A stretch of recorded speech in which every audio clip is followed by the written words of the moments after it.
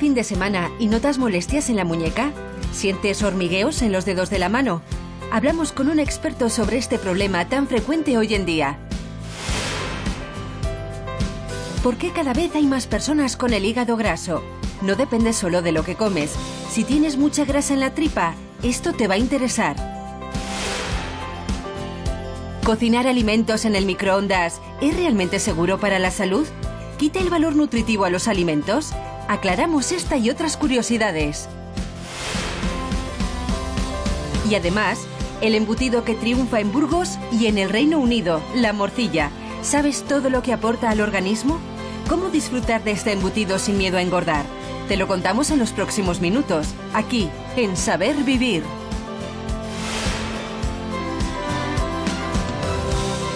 ¿Qué tal? Muy buenos días. Que nunca llueve a gusto de todos. Eso lo van a notar mucho en Andalucía este fin de semana.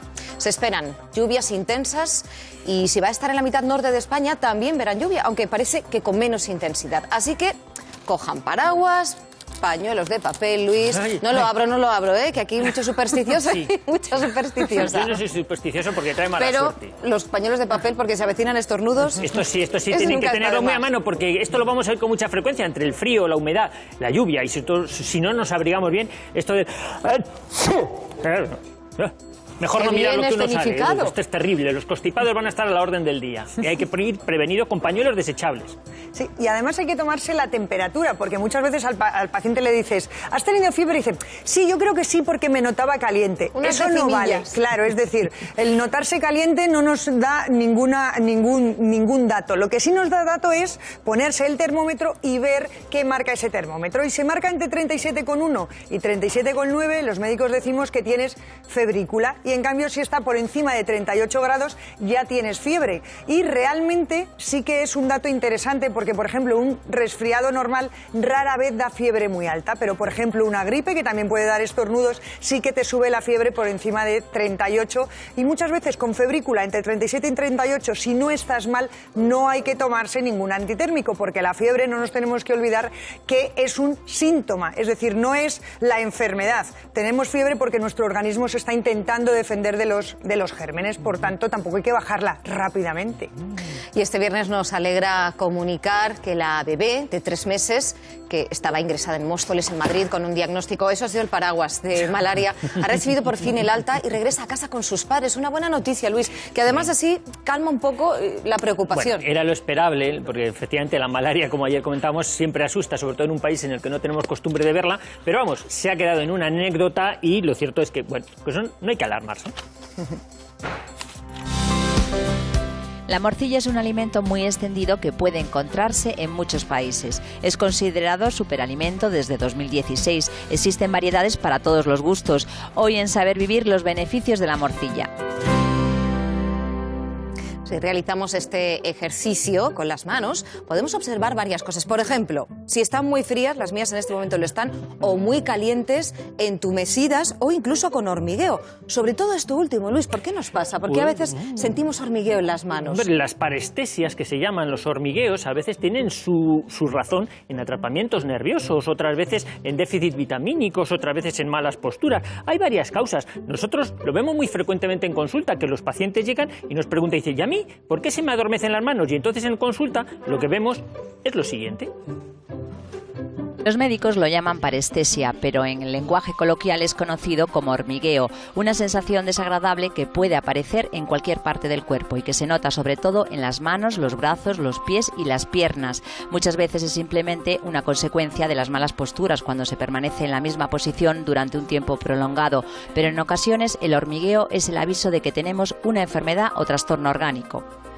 El origen suele ser una terminación nerviosa que está comprimida, por ejemplo, en el caso de una hernia discal. Pero cuando el entumecimiento aparece en la mano, la causa puede estar en la muñeca, lo que médicamente se conoce como síndrome del túnel carpiano. Y el síntoma principal es precisamente la sensación de hormigueo, que tiene mucho que ver con los movimientos repetitivos que se realizan con las manos, usando el teléfono, el ordenador o en cualquier otra tarea que exige mucho movimiento de la mano. Le puede pasar a cualquiera. Nos acompaña el doctor Pedro Delgado, jefe del Servicio de Traumatología y Cirugía de la Mano en el Hospital Montepríncipe del Grupo HM. Buenos días. Hola, buenos días. ¿Qué tal? Bienvenido. ¿Por qué hay tantas personas con problemas de hormigueo hoy en día, en estos tiempos? Bueno, por una parte tenemos una parte de pacientes es por patologías. Pues es muy frecuente en pacientes diabéticos, con tiroides, en mujeres embarazadas, que no es una patología, es un concepto fisiológico, pero también ocurre, pero especialmente con el uso de las manos. Cada época de la historia tiene sus patologías y actualmente el uso de teclados, teléfonos móviles, en las que esta posición es la más habitual, es la que produce mayor compresión del túnel carpiano. Claro, es verdad. Ana, me pregunto dónde está el problema, ¿en el hueso o en los nervios de la mano? Pues mira, lo adelantaba Luis, es decir, si tenemos parestesias es que hay algún nervio afectado. Entonces me voy a ir a la táctil porque os voy a enseñar la anatomía. Yo no os puedo enseñar mis nervios, pero en la táctil sí que lo podemos ver. Nos fijamos en la muñeca. Fijaos qué imagen más bonita, porque este nervio que discurre por aquí es el nervio mediano.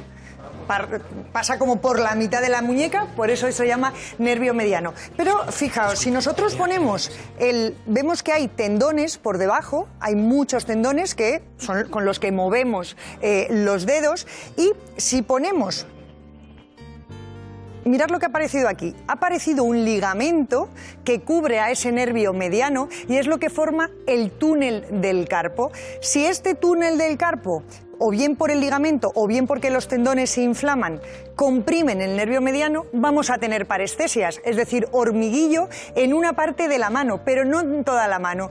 Ese mediano va a afectar al dedo pulgar, al dedo índice, al dedo corazón y a la mitad del dedo anular. Por tanto, puedo tener dormida casi toda la mano, salvo el dedo meñique y la mitad del dedo anular. Y esto, Pedro, en consulta lo veis muy frecuentemente. Con mucha frecuencia. De hecho, los pacientes te refieren a la consulta: doctor, tengo la mano dormida especialmente por la noche. Es normal, por la noche es más frecuente, porque tened en cuenta que todos los líquidos que hay en las piernas cuando estamos de pie, cuando nos tumbamos, pasan a todo el resto del cuerpo, con lo cual es más fácil que se depositen en zonas declives y en sitios en conflicto, en este caso el túnel carpiano. Pero claro, también podemos tener parestesias en los otros dos dedos, en el meñique y en la mitad del dedo anular. Y el origen no está en el dedo mediano, sino en un nervio. Esto es el codo visto así, ¿eh? O sea, el muñeco está en posición frontal. Vamos a dar la vuelta a este codo y aquí vemos, ahí que se nos ha ido el codo que yo quería ver, Fijaos, este nervio de aquí es el nervio cubital que justo cuando yo flexiono el codo, al flexionar el codo, tiro de este nervio cubital y le puedo comprimir. Es lo que llamamos, ¿cuántas veces no nos habremos dado en el codo y decimos, ¡ay, nos hemos dado en el hueso de la risa! Porque nos sube un calambrazo hasta el dedo meñique y es porque estamos comprimiendo este nervio, el nervio cubital. Generalmente esto es, bueno, menos frecuente en consulta que el túnel del carpo. Es mucho menos frecuente, pero como ya has presentado, es el único nervio del codo que pasa justo por detrás. En consecuencia, cada vez que doblamos el codo con fuerza, está en máxima tensión. Y además es un nervio muy vulnerable porque está muy superficial, es fácil, como comentabas, golpes, incluso a la hora de trabajar con un ordenador o cualquier elemento de trabajo que esté en conflicto continuamente, y por eso es muy frecuente en trabajos repetitivos y de ese tipo. Entonces es malo hincar los codos, ¿no? Es malo hincar los es codos. Malo hincar los los codos. Estudiantes se van a quedar con eso y por eso tiran de ordenador, ¿verdad? Y empiezan con ese gesto del ratón, ¿verdad? Todas horas con el ratón y luego terminan sufriendo. Mira, estas almohadillas hacen algo, estas almohadillas que nos ponen así para que sean ergonómicas y tal. En teoría, como la posición de máxima presión es justo más o menos esta, hay que intentar llevarla un poquito más recta. En consecuencia, el objetivo de este tipo de alfombrillas es tener la mano un poquito más recta. Lo que pasa es que habitualmente las usamos mal y echamos más para atrás la mano, con lo cual, al contrario, estiramos más todavía. Con lo cual, yo creo que hay que hacer un uso correcto de las almohadillas en general. Y los móviles vienen sin almohadilla, o sea que si esto se coge así normal y corriente y entonces estás tecleando y decías el gesto perjudica también el... Claro, en general todo lo que sea sujetar algo en tensión sobre la mano comprime mucho esos tendones a nivel del carpo y es fácil que tengamos compresiones del nervio a ese nivel. ¿Algunos ejercicios de descanso que podamos hacer aparte de dejar el ordenador un rato? Hombre, si pudiéramos trabajar menos horas eso sería lo ideal, pero como eso es prácticamente imposible, lo mejor es intentar no mantener posiciones mantenidas durante mucho tiempo, intentar mover la muñeca de vez en cuando, soltar los dedos. Tampoco es bueno coger bolitas de goma como hace mucha gente, de apretar continuamente. Ah, ¿no? Esto que dicen que alivia el estrés. Alivia el estrés, pero comprime más, hace más estresados a los tendones, que al final de cuenta lo que hace es comprimir al nervio mediano dentro de su propio estuche. Con lo cual, lo mejor es soltar las manos, hacer ejercicios e intentar estar el menor tiempo posible con la mano en una posición Por ejemplo, mantenida. este ejercicio que estaba haciendo el doctor ahora Como con las sevillanas. Sí, está bien, viene bastante cómodo, ¿de acuerdo? Sí, es muy interesante. Pues deje que aproveche y le pregunte si sirven para algo, pues por ejemplo, estas vendas compresoras, cuando nos abrimos la muñeca, ¿saben lo típico de hacer deporte? Y pues, ¿sirven para algo? No. Esas muñequeras no valen de nada. Realmente eso son quitamiedos, realmente. Es para que tu cerebro tenga conciencia en que realmente tienes algo en la muñeca. Pero sí es cierto que para el túnel carpiano, el llevar ortesis, férulas, que tiene una chapita aquí abajo, en la cara palmar por la noche, alivia mucho los síntomas. Y en casos leves es el tratamiento indicado.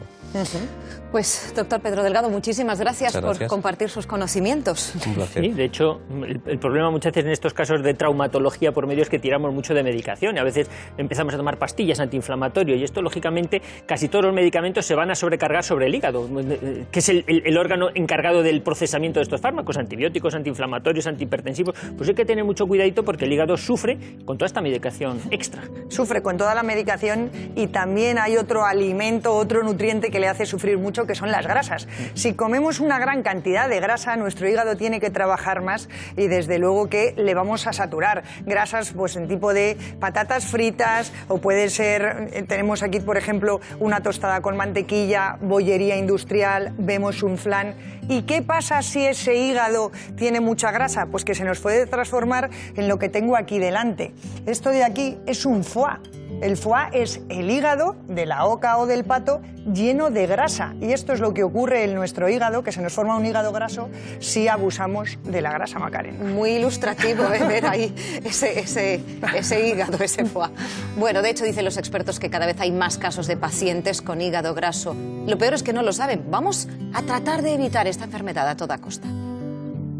Es el encargado de depurar toda la sangre del cuerpo y de esa función puede provenir su principal daño. Si el hígado no es capaz de eliminar los tóxicos que recibe a través de la sangre, estos residuos se van acumulando y derivan en problemas hepáticos. El alcohol suele estar detrás del hígado graso, pero cada vez más se están detectando casos en los que sin consumir alcohol aparece esta dolencia. Obesidad y sedentarismo son las principales culpables. Los médicos empiezan a verla como una epidemia. El hígado graso no alcohólico le llaman y se está convirtiendo ya en la tercera causa de trasplante. Un 34% de la población adulta y un 10% de los niños de entre 2 y 19 años tienen este problema. Son datos de Estados Unidos, pero que se pueden aplicar en España. Lo más importante en estos casos es detectarlo a tiempo. Basta un análisis de sangre para saber si su hígado está enfermo o tiene predisposición a estarlo. Importante, no lo deje. Es que esto del hígado graso es una patología muy frecuente. Cada vez lo vemos más en consulta. De hecho, vienen los pacientes que me han dicho que tengo el hígado graso. Bueno, lo tiene un 20% de la población española. Generalmente con una ecografía lo podemos saber, porque el hígado normalmente es de unas características homogéneas, de ecogenicidad parecida a la del riñón que está al lado. Pero cuando el hígado es más brillante de lo normal, cuando tiene una ecogenicidad es más gris, más brillante que el riñón que está debajo, entonces decimos que ese hígado tiene infiltración grasa, que tiene hígado graso, que tiene esteatosis, y eso precisamente es lo que hace que sospechamos que ese paciente tiene un exceso de grasa que no solamente está restringida al hígado, a veces es pacientes que pueden tener peso normal, pero generalmente será gente con cierto sobrepeso, y esto es porque tienen grasa en todo el organismo, no solo en el hígado. Sí, tú lo has dicho, es decir, se puede tener un peso normal, pero realmente lo que a mí me hace sospechar en consulta que el paciente puede tener hígado graso, yo no tengo ecografía, pero tengo una cinta métrica y medir el perímetro de la cintura, medir el perímetro del abdomen. ¿Me vas a dejar que te mida, por favor? Así, en frío. Siempre hay que buscar el ombligo del paciente. ¿Dónde tienes tu ombligo? Por ahí. No se te ve muy asustado, Luis, ¿eh? Pues te ve muy confiado. En el caso de los varones, un perímetro de cintura a nivel del ombligo por encima de 102 nos haría sospechar que puede tener hígado graso. Y mi compañero tiene menos de 102, no voy a decir cuánto, pero tienes menos. Y en las mujeres tendría que estar por debajo de 88. Por tanto, si tenemos un exceso de grasa abdominal, más de 88 en las mujeres o más de 102 en el hombre, la posibilidad de que tengamos hígado graso es mucha, por tanto nos tenemos que poner a dieta y sobre todo no abusar de los fritos. Menos sartén y más horno o más microondas, por ejemplo. Más microondas, más al vapor. ¿Qué haríamos si el microondas, verdad, es uno de los electrodomésticos más frecuentes en casa? Sin embargo, su uso siempre ha estado rodeado de mitos. ¿Serán verdad? Vamos a verlo. El microondas apareció en los años 40 por pura casualidad. Percy Spencer, un ingeniero estadounidense, estaba investigando sobre el radar. Lo hacía rodeado de aparatos que transforman la energía eléctrica en microondas. Un día descubrió que la chocolatina que tenía en su bolsillo se había derretido. Había creado el microondas. A partir de aquel momento, este electrodoméstico se fue perfeccionando hasta convertirse en el utensilio que tanto nos facilita la vida hoy día. Sin embargo, siempre le ha acompañado cierta mala fama al considerarlo perjudicial para la salud.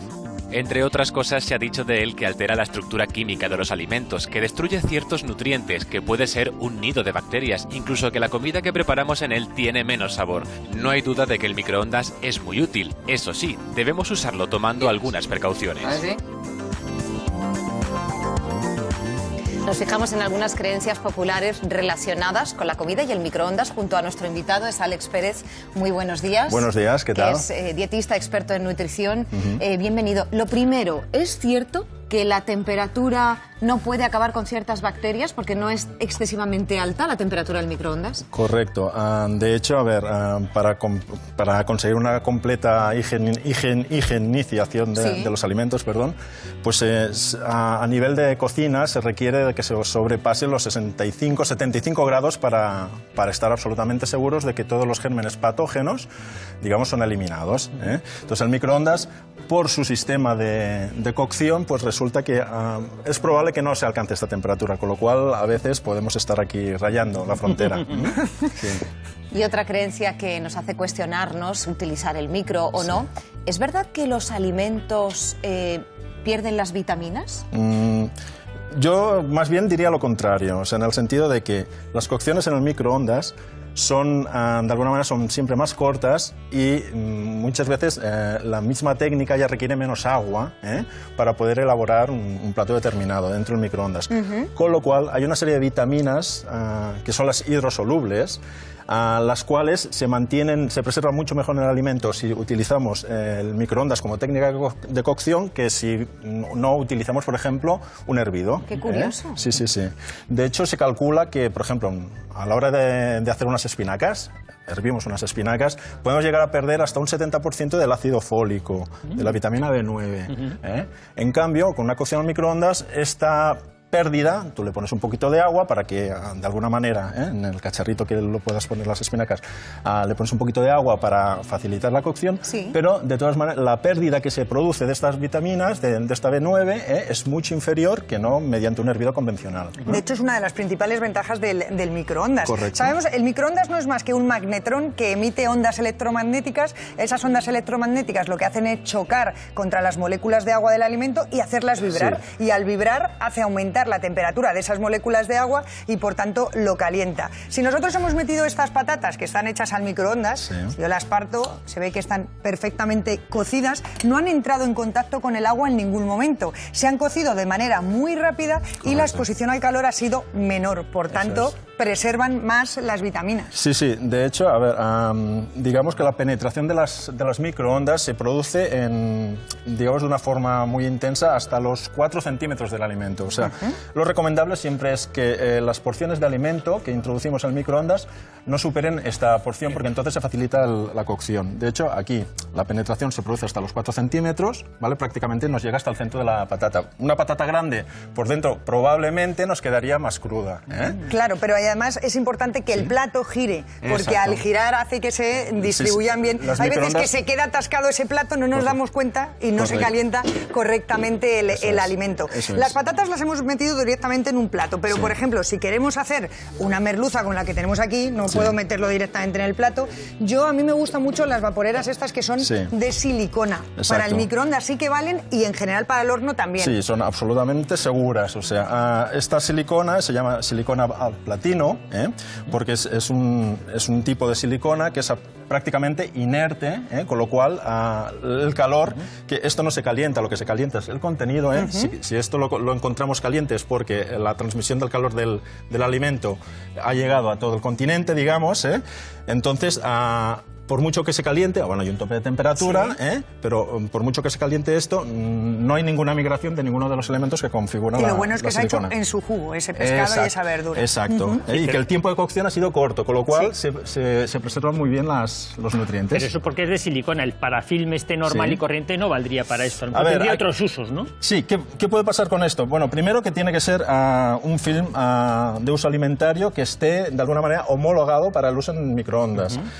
Esto, al ser una película tan fina, ¿qué puede pasar? Que si el alimento se calienta, se tiene que calentar, pues esto se puede fundir. Entonces puede dejar algún tipo de residuo dentro del alimento. Entonces, a ver, si es un film, digamos, que está homologado para el uso en microondas, pues ya su aguante con la temperatura es mucho superior, con lo cual no tenemos este problema. ¿Esto pasaría con el papel de horno? ¿Me lo pasas, Macarena, un momentito? El papel de horno es este, que también se llama papel de horno porque principalmente se utiliza para el horno, claro. Este es más granulado que este es más finito. ¿Este qué usos tiene? De hecho, a ver, el papel de horno lo podemos usar en un horno convencional, que la temperatura de cocción puede llegar en su interior a 180 o más grados, con lo cual el uso en el microondas no tiene que haber ningún tipo de problema, al contrario. Y del papel de horno al papel de aluminio. Ojo, este sí que no lo podemos meter en el microondas. No, porque nos vamos a cargar el microondas directamente. Claro. El magnetrón, bueno.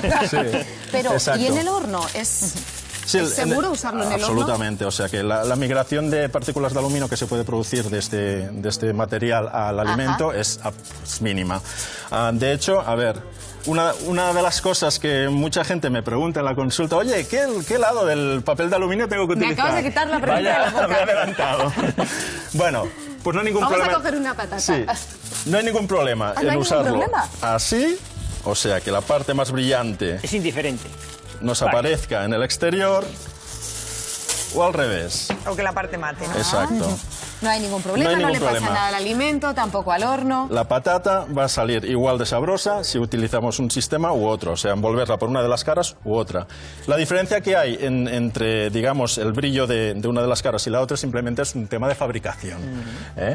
La cara del aluminio que pasa por unos rodillos y tal, que está más en contacto con el rodillo propiamente, pues queda siempre más pulido. La otra parte queda más mate porque no contacta tan bien con el rodillo. Simplemente es esto.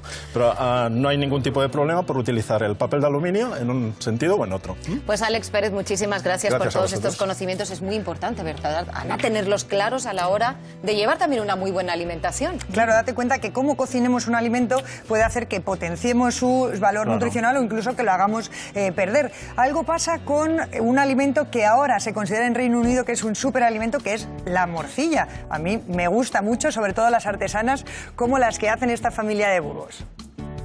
Rodrigo, morcilla de Burgos, artesana de toda la vida en este obrador. Así es, igual que empezaron mis padres con sus madres, con mis abuelas, nosotros ya tercera generación y seguimos haciendo una morcilla totalmente artesanal. ¿Qué ingredientes lleva? Lleva arroz y cebolla, como podemos ver aquí, que dejamos un día macerando, al que se le añaden las especias, pimienta, pimentón y sal, más la manteca de cerdo, y después ya añadimos la sangre y como resultado final pues tenemos la mezcla que empezamos a embutir. Con un embudo como se hacía antiguamente, poco a poco para que no quede muy comprimido, y ya después con cuerdas de algodón atamos morcilla a morcilla. Una vez preparadas, ya hay que echarlas a la caldera y preparar que se cocen en el tiempo estimado. 45 minutos y a esperar. ¿Qué se diferencia una morcilla artesanal de una industrial? Bueno, lo más importante, el embutir y atar a mano, que deja que la morcilla esté mucho más suelta, no esté tan comprimida de embutirlo con una máquina, y que podemos ir con productos totalmente frescos día a día. Las sacamos, dejamos enfriar y listas. Una tradición familiar que empezó con Serafín. Siempre tuvimos claro que teníamos que hacerlas como empezamos, hechas a mano, tal y como nos enseñaron nuestros padres. Y así las siguen haciendo ellos también. Y hasta ahora.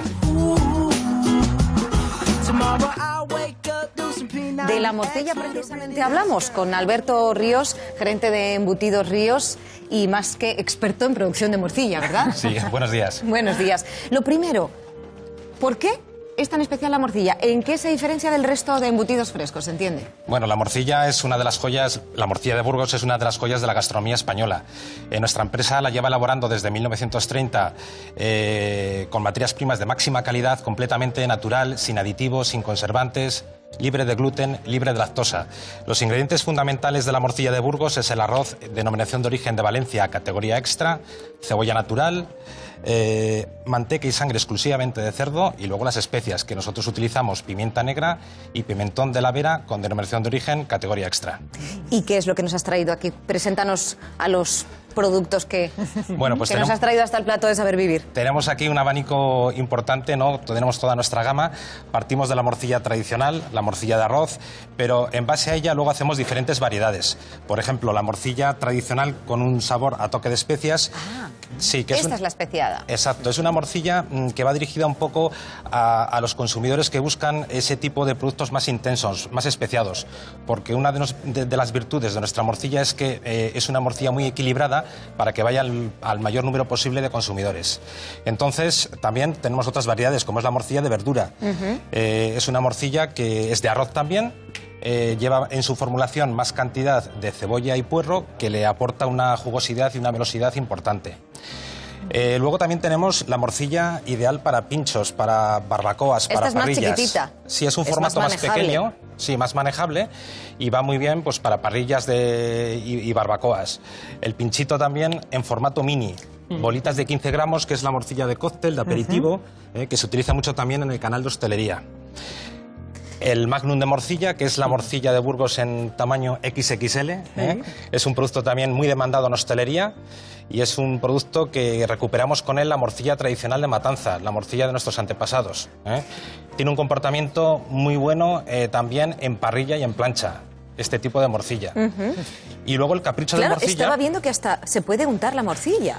Exacto, es un producto que hemos lanzado porque veíamos que muchos de nuestros consumidores utilizaban la morcilla como ingrediente. ¿No? Entonces se lo hemos facilitado el consumo con una textura más untable, más manejable para hacer cualquier tipo de elaboración a nivel de cualquier plato que se nos ocurra, ¿no? Tostas, rellenos, revueltos, en fin.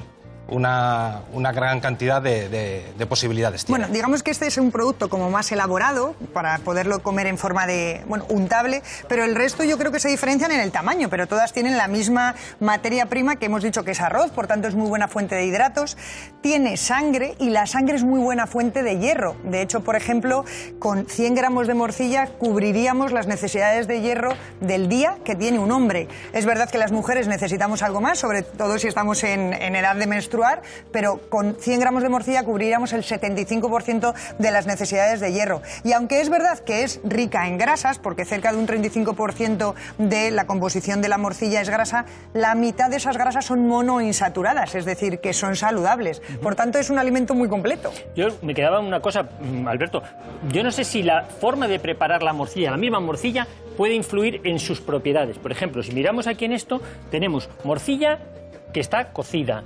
morcilla que está a la plancha, morcilla que está frita. ¿Varía en sus propiedades, sus nutricionales, incluso de sabor, el cocinarla de una manera o de otra? Hombre, sí que hay diferencias, ¿no? Al final, si el producto va a la plancha, no se cocina con aceite, se cocina exclusivamente con los propios ingredientes de la morcilla, con lo cual no altera el sabor y, lógicamente, siempre será más saludable un producto a la plancha o a la parrilla o a la barbacoa o al horno que no, frito. Aunque frito es un consumo también muy importante de la morcilla de Burgos, es como tradicionalmente se conoce. Mis pacientes dicen que, con lo que tienen el estómago delicado, ¿cuánta morcilla puede comer a la semana una persona o al mes? ¿Cuánto recomendáis? Bueno, nosotros recomendamos en una dieta equilibrada y una dieta saludable más o menos 2 veces por semana, ¿no? Es una recomendación, yo creo, que a tener en cuenta y dentro de una dieta equilibrada y cuidándose. Sobre todo para los que tienen anemia. Sí. Oye, y hay muchos que le repite también, ¿eh? Hay muchos. ¿Algún consejo así para que repita menos? Bueno, la verdad es que la morcilla, en nuestro caso, nuestra morcilla no repite porque la base fundamental para que no repita es la máxima calidad de las materias primas y un equilibrio perfecto en las especias. Entonces ahí están los 2 parámetros fundamentales para que la morcilla de Burgos no repita. Perfecto. Alberto Ríos, pues muchísimas gracias por acercarnos la morcilla de Burgos hasta el plató de Saber Vivir. Muchas gracias. Fresco, triturado, frito, en zumo, el tomate es un ingrediente que no suele faltar en nuestra alimentación, una fruta a la que se le atribuyen múltiples cualidades. El lunes, en Saber Vivir, el tomate y sus secretos. Bueno, hoy aunque el cielo esté nublado, nos ponemos las gafas de sol, como Carolina, madre de una niña con autismo severo que pide una mayor visibilidad de los problemas de su hija y de otras personas como ella. Ha creado un reto viral por una mejor visión del autismo. Con este gesto, los tres nos despedimos hasta el lunes. Enseguida llegan amigas y conocidas. Gracias por su atención y feliz fin de semana. Os propongo un reto, esta vez, de todas las partes del mundo, ¿eh? No me vale solo de España, ¿vale? Ponernos las gafas de sol por una visión diferente del autismo. Espero vuestros vídeos. Un besito. Me pongo las gafas del sol. Nos ponemos las gafas de sol. Ponemos las gafas de sol. Ponemos las gafas de sol. Por una